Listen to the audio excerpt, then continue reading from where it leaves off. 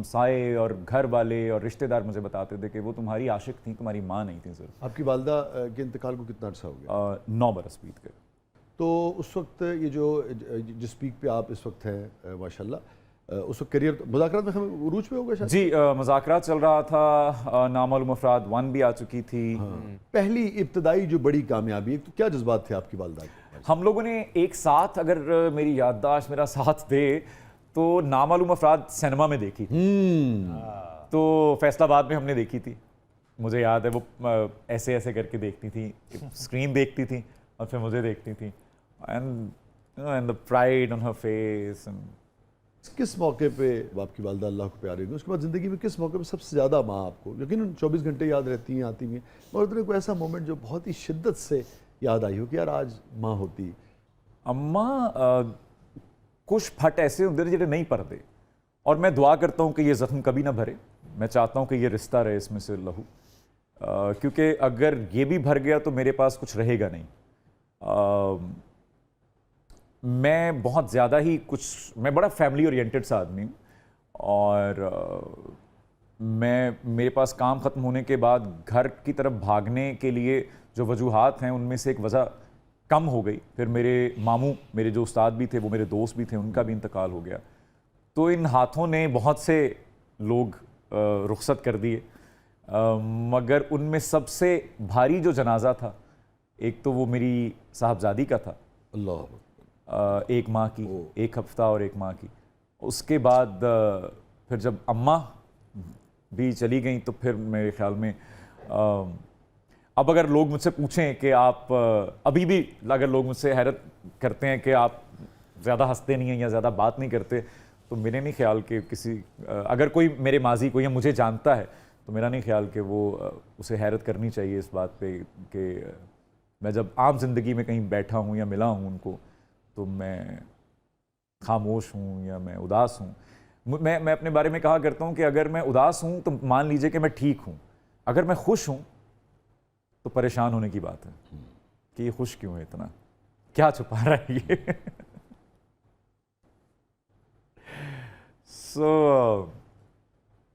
अकलापा इतना ज़्यादा बढ़ता जा रहा है कि अब जो है मुझे लगता है कि बढ़ती उम्र के साथ साथ मैं वापस बच्चा होता जा रहा हूँ। मुझे और शिद्दत से उनकी कमी महसूस होना शुरू हो गई है। अम्मा नहीं बोलते, और मेरा एक ही, चले इसको मैं एक कमी, रिग्रेट या उस तरह नहीं, लेकिन एक कमी अगर है तो कसक, बस मैं, हाँ, एक कसक है कि माँ नहीं मरनी चाहिए थी, किसी दी भी माँ नहीं मरनी चाहिए थी। Yes, right. हाँ, क्या कहती थी आपको प्यार से? काका काका काका कहती थी अम्मा मुझे, काके ये कर लिया, काके वो कर लिया। बल्कि मैं आपसे एक वाकया शेयर करता हूँ। मैं कराची में था, तो अम्मा की एक आदत थी, दिन में कोई 5-6 कॉल्स कर लिया करती थी। तो वो एक दिन मैं कहीं हूँगा, ऑडिशन वगैरह दे रहा हूँ, अवाइल अयाम की बात है कराची के, तो मैंने उनसे थोड़ा सा रूखे अंदाज में बात कर दी और मैंने कह दिया कि कर रहा हूँ ना कॉल बैक, आपने यही पूछना कि कैसा हूँ मैं, ठीक हूँ मैं। तो जब मुझे थोड़ी देर बाद रियलाइज़ हुआ तो मैंने उनको कॉल की और मैंने उनसे माफ़ी मांगी।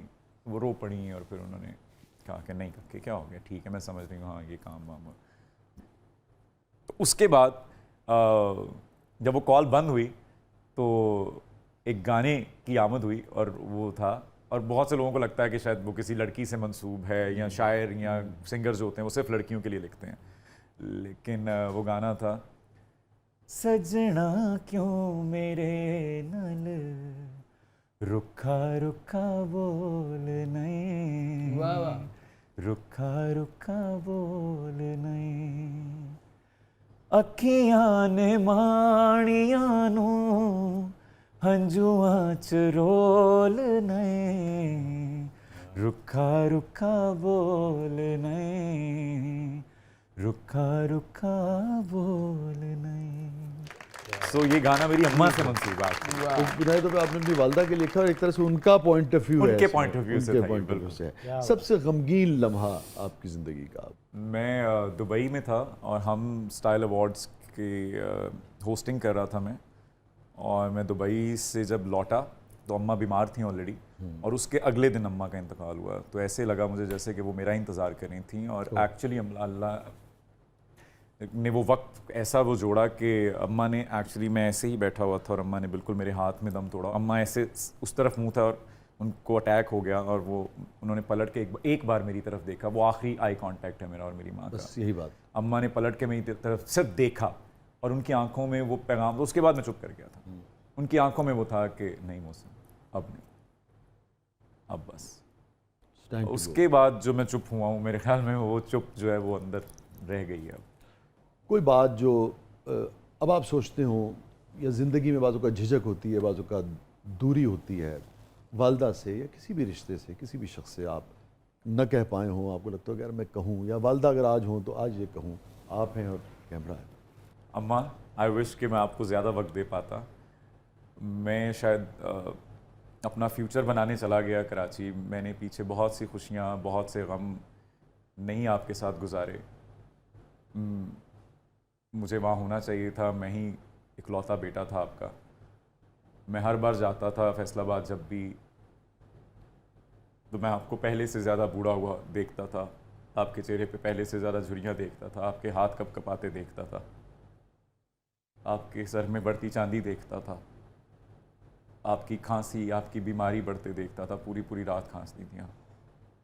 और जब मैं मज़ाकरात के लिए लाहौर आ गया तो आपने ज़िद की थी कि आप मेरे साथ बीमारी में लाहौर जाएंगी। और आई स्टिल रिमेंबर एक बार आपने मुझे कहा था कि काके रास्ते से रोटियां लेते हैं ना, मुझसे रोटी नहीं पकेगी आज। मैंने आके रोटी पकाई थी आपके लिए, और आप इतनी खुश थी, और आपने मेरी पिक्चर्स ली थी तब। और I still have that picture. मैं रोटी बना रहा हूँ और आप, एंड आई रिमेंबर वो रोटी इतनी बुरी तरह जल गई थी, बहुत बुरी रोटी थी वो, और आपने इतनी खुश होकर खाई थी। सो मुझे I still remember that time कि आप उस बीमारी में पूरी रात खांसती थी, फिर भी आप मुझसे पहले उठती थी, खाना बनाती थी। और जब मैंने पहली बार अपनी तनख्वाह में से आपके लिए वो हम शॉपिंग पे गए दोनों माँ बेटा लाहौर में पहली बार, और मैंने आपके लिए जूते और कपड़े लिए, और आपने कैसे फ्लॉन्ट किए थे फैसलाबाद जाके। आई स्टिल रिमेंबर, सबको दिखा रहे थे मेरे बेटे ने ये लेके दिया मुझे। सो आई विश कि मैं आपको और वक्त दे सकता। आई विश कि आप अभी होती तो मुझे किसी और रिश्ते की मोहताजी ना होती। I'll see you soon. अल्लाह ताला आपको लंबी ज़िंदगी दे, उन्हें गरीक़ रहमत फरमाए। और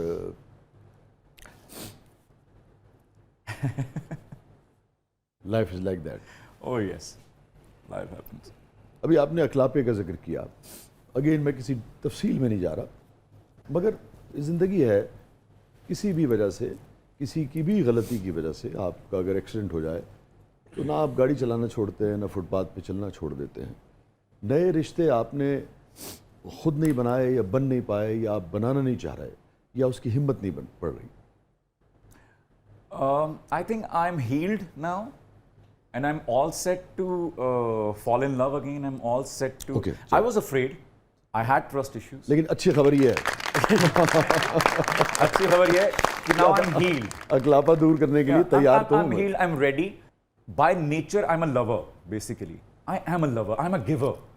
So मुझे ऐसा लगता है कि इतनी सारी मोहब्बत, इतनी सारी केयर, इतना कुछ जो मेरे अंदर है देने को, वो मनो मट्टी तले चला गया तो वो सब जाया हो जाएगा। I wanted to give it to people around me.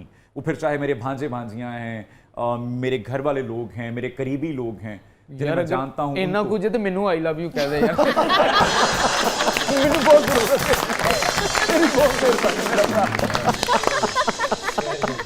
यकीन कर, मैनू I love you, but not that way. आ यार, जब भी बाप अकलापा खराब तो कर सकना, दूर नहीं कर सकना।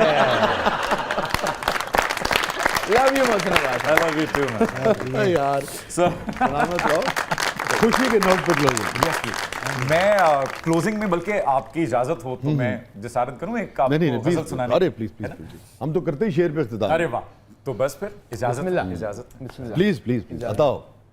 है जब खसारा मेरा मुकद्दर, वाह। है जब खसारा मेरा मेरा मुकद्दर, मुकद्दर। तो रोज़े महशर हिसाब क्या है?